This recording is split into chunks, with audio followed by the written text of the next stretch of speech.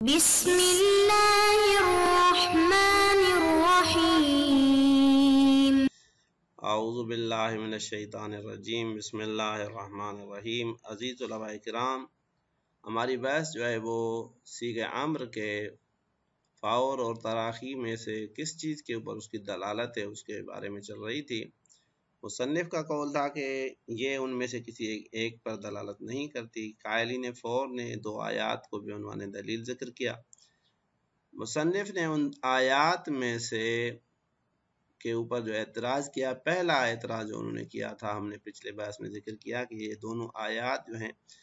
ان کا جو لعن ہے وہ وجوب کے ساتھ سازگاری نہیں رکھتا، کیونکہ ترک کے صورت میں انذار اور تہدید نہیں ہے،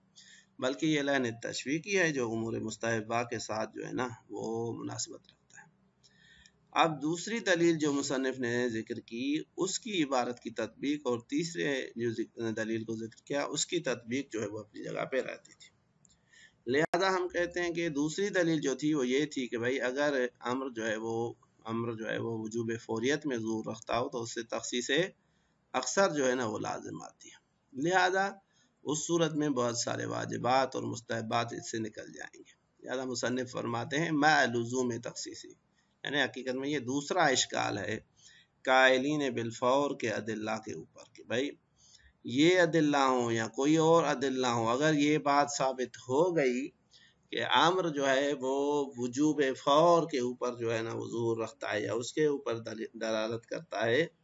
تو اس صورت میں اس سے تخصیص اکثر لازم آتی ہے۔ مع لزوم کثرت تخصیصی، اس سے تخصیص اکثر لازم آتی ہے، اور اس کے بہت سارے افراد کا خروج جو ہے وہ اس عموم سے لازم آتا ہے۔ کن کن چیزوں میں؟ کہتے ہیں فی المستحبات،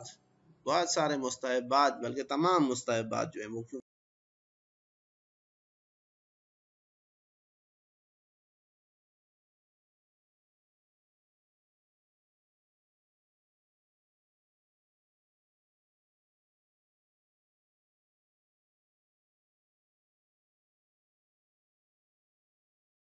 واجبات موسعہ، واجبات مضیقات، کیوں ان کا وقت معین ہے، ان میں نہ فوریت ضروری ہے نہ تراخی جائز ہے، بعض میں تو وقت وسیع ہے، آپ کب بھی چاہیں اس کو انجام دے سکتے ہیں۔ اب جب تخصیص اکثر لازم آتی ہے تو یہ تو کبھی ہے، بس رائے چارہ جو ہے نا یہ ہونا چاہیے کہ ایسی تعویل کی جائے کہ تخصیص اکثر بھی لازم نہ آئے، اور اس صورت میں جو ہے نا وہ صیغے کو جو ہے نا ہم مناسب معنی پہ حمل بھی کر سکتے ہیں۔ لہذا کہتے ہیں فلا بد من حمل الصیغۃ فیہما، بس ضروری ہے کہ ان دونوں آیات میں جو صیغہ آیا ہے اس کو حمل کریں ہم علی خصوص ندب، کہ بھئی اس سے مراد جو ہے نا وہ خصوص ندب ہے، اس کے لیے کہا گیا کہ وہ سارے مستحب کے ہے کہ جو ہے نا آپ ان کو جلدی انجام دیں۔ او مطلق طلب، یہاں ان دونوں میں یہ جو صیغہ ہے یہ مطلق طلب چاہے وجوبی ہو چاہے مستحبی ہو، دونوں کے اوپر جو ہے نا وہ ظہور رکھتا ہے، وہ ایسی طلب کے اوپر ظہور رکھتا ہے جو ان دونوں کو شامل ہوتا ہے۔ اب ولا یعبد دعوی العقل، اب یہاں سے یہ تیسرے دلیل کی طرف اشارہ کرتے ہیں کہ ہم نے کہا کہ اصلاً ہم کہیں کہ یہ دونوں امر جو ہیں وہ تاسیسی نہ ہوں، بلکہ دونوں امر جو ہوں وہ ارشادی ہوں، جو بذات خود مستقلاً نہ ثواب رکھتے ہیں نہ عقاب رکھتے ہیں، بلکہ عقل نے ان کی طرف پہلے سے اشارہ کر لیا ہے اور یہ دونوں اس حکم عقل کی جانب ارشاد ہیں، تو اس کی طرف اشارہ کرتے ہوئے فرماتے ہیں ولا یعبد دعوی استقلال العقل بحسن المسارعۃ والاستباق، کہ یہ چیز بعید نہیں ہے کہ دعویٰ کیا جائے کہ عقل جو ہے یہ مستقل ہے کہ بھائی مسارعت اور استباق جو ہے خیر اور مغفرت کی جانب وہ حسن ہے، اچھی ہے۔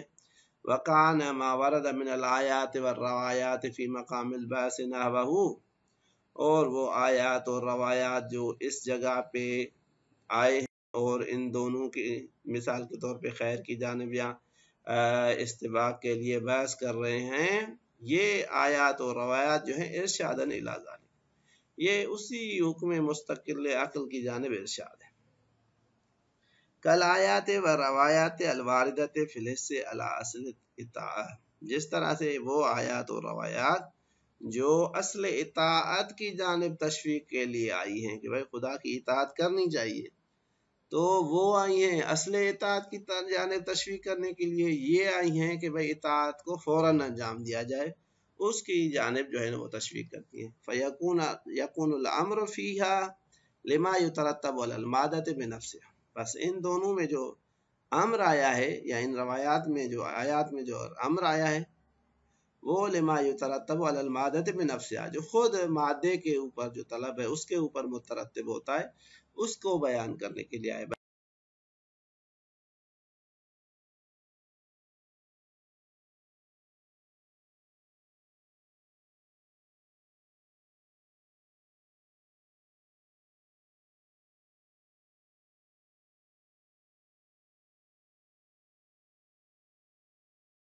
کما وشان فی الاوامر الارشادیہ،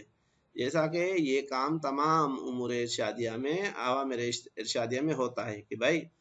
عقل جو ہے وہاں پہ پہلے سے ہی حکم لگا دیتا ہے کہ بھائی آپ کو یہ کام کرنا ہے اور اس کام سے اجتناب کرنا ہے۔ اب مکلف کا فرض ہے کہ ان کاموں کو انجام دے اور دیگر سے اجتناب برتے،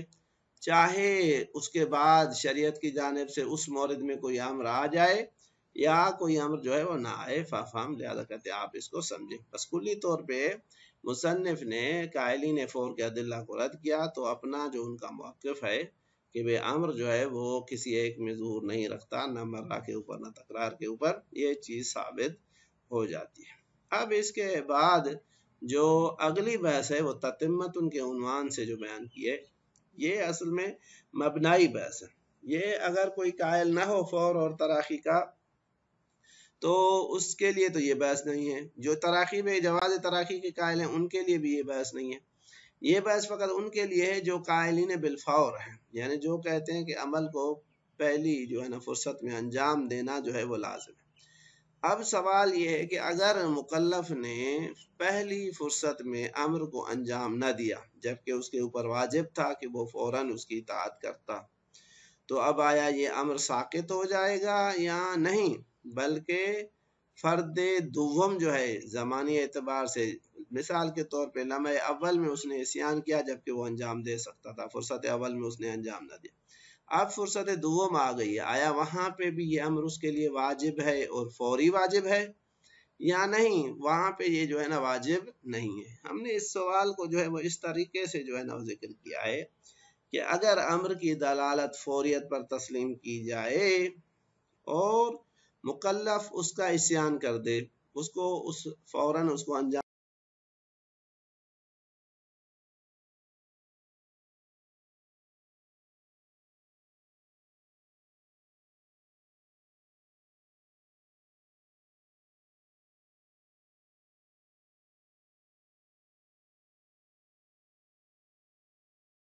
نہیں ہوئی، پہلی فرصت میں جو ہے وہ اتیان نہیں ہوا، تو یہ امر جو ہے وہ ساقط ہو جائے گا۔ مصنف کہتے ہیں کہ یہاں پہ ہم ڈائریکٹ جو ہے نا وہ نہیں کہہ سکتے کہ بھائی امر ساقط ہو گیا یا ساقط نہیں ہوا، بلکہ یہ بھی مبنائی بحث ہے۔ دیکھا جائے گا کہ آپ امر میں وحدت مطلوب کے قائل ہیں یا تعدد مطلوب کے قائل ہیں۔ آپ کہتے ہیں کہ مولا نے امر کے ذریعے سے ہمیں سے ایک ہی چیز چاہیے، وہ ہے عمل فوری، یا مولا نے ہم سے دو چیزیں چاہیے، عمل بے اضافے فوریت، یعنی عمل بھی ہو اور جو ہے اس کے ساتھ پلس میں جو ہے نا وہ فوریت بھی ہو۔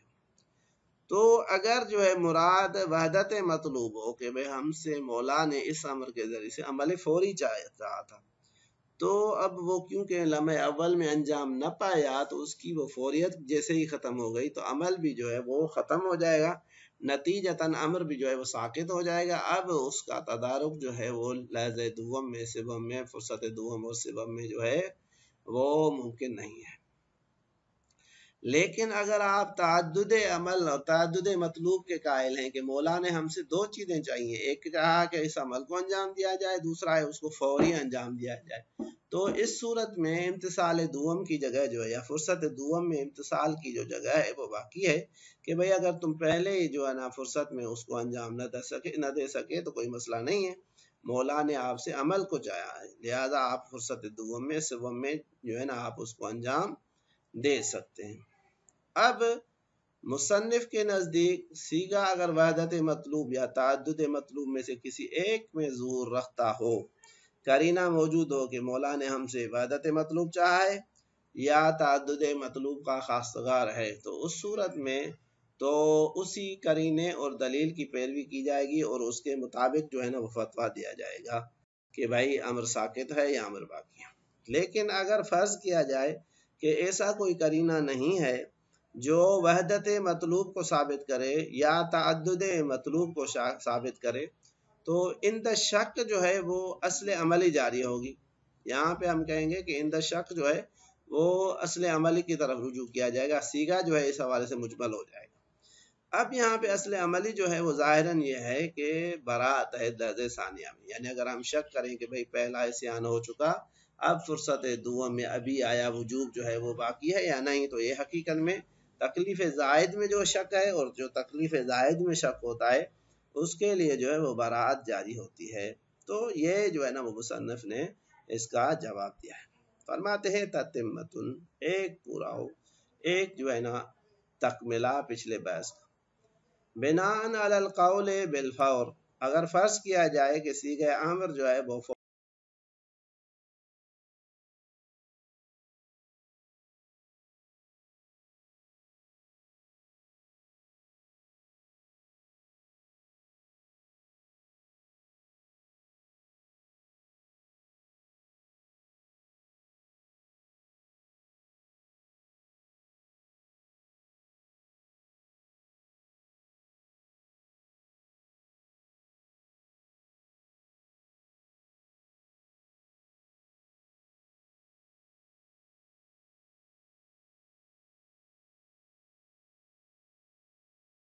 ایضاً فی الزمان الثانی، تو اس صورت میں بھی مکلف کے اوپر جو ہے وہ کیا کہتے ہیں اس عمل کو انجام دینا جو ہے ضروری ہے، اور وہ بھی فوراً ایضاً، یعنی اس کو فوراً انجام دینا ضروری ہے،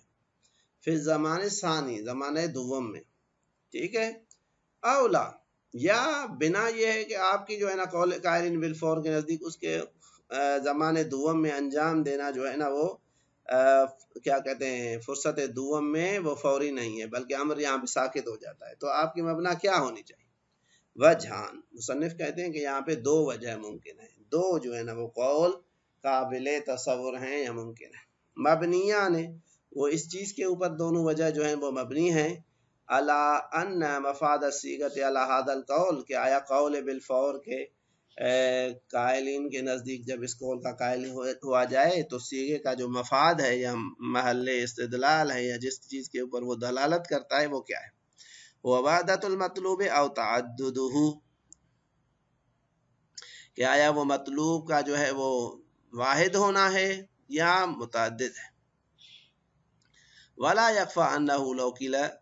بدلالت علی الفوریت لما کان لا، اس کو یہ مصنف کا جواب، یہاں تک مبنا وجہ واضح ہو جائے، اگر وحدت مطلوب ہوگا تو امر ساکت ہو جائے گا،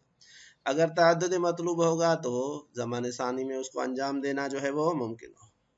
اب کہتے ہیں ولا یکفی انہ لو قیل بدلالت علی الفوریہ، کہ ہم تو بھائی قائل بالفور نہیں ہیں، لیکن اگر یہ چیز مخفی نہیں ہے کہ اگر قائل ہوا جائے یا کہا جائے کہ مثال کے طور پہ صیغہ امر فوریت کے اوپر دلالت کرتا ہے، تو لما کان لہا دلالت علی نحو المطلوب من وحدتی او تعددی، تو پھر اس صورت میں صیغے کی دلالت اس چیز کے اوپر باقی نہیں ہے کہ آیا مطلوب جو ہے وہ ایک ہے یا متعدد ہیں، اس کے اوپر کوئی جو ہے نا دلالت نہیں ہے۔ فتدبر جیداً، آپ اس کے اوپر غور کریں۔ تو ہم نے اس کو یہاں پہ آپ کو تفصیل سے ذکر کیا کہ بھائی اگر کوئی قرینہ کوئی دلیل موجود ہو کہ جو یہ ظاہر کرے کہ یہاں پہ امر سے مراد یا صیغے سے مراد وحدت مطلوب ہے، وہاں پہ زمان ثانی میں امتثال ساکت ہے، امر بھی ساکت ہو جائے گا۔ اگر قرینہ کہے کہ تعدد مطلوب ہے تو اس صورت میں امتثال جو ہے وہ لازم ہے، فرصت دوم میں زمان دوم میں اتیان واجب جو اتیان مامور بھی واجب ہے اور فوراً واجب ہے۔ اور اگر کسی ایک میں ظہور نہ ہو جیسے مصنف نے کہا ہے تو اس صورت میں صیغہ ہو جائے گا مجمل، اور اس کی کسی ایک کے اوپر جو ہے نا دلالت ثابت نہیں ہوگی۔ اب جب صیغہ مجمل ہو گیا اور یہ دلیل لفظی کافی نہیں ہوئی تو وہاں پہ اصول عملیہ کی طرف جو ہے نا وہ رجوع کیا جائے گا، اور اصول عملیہ کی یہاں پہ جو تقاضا ہے وہ تقاضا براءت کا ہے کہ بھئی یہاں پہ کیونکہ شک جو ہے وہ تکلیف زائد میں ہے، لہذا تکلیف زائد کے وقت جو ہے نا ہم کہیں گے آیا زمان دوم میں آیا اتیان لازم ہے یا نہیں، پہلے اسیان کے بعد تو اصالت برات جاری ہوگی. اصالت برات کے نزدیک جو ہے وہ اس صورت میں کیا کہتے ہیں کہ امتثال دوم جو ہے زمان دوم میں وہ لازم نہیں ہوگا. تو یہ تفصیل جو ہے حسب جو ہے نا اصول عملیہ ہے. وگرنہ مصنف کے نزدیک کیونکہ وہ اصلاً قائلین بالفور میں سے نہیں ہیں، کلن جو ہے وہ کہتے ہیں کہ نہ فور کے اوپر صیغہ دلالت کرتا ہے نہ مرہ کے اوپر. یہ تابع دلیل ہے تو ٹھیک ہے، ورنہ پھر آپ اصول عملیہ کی طرف جو ہے نا وہ رجوع کریں گے. صلی اللہ علیہ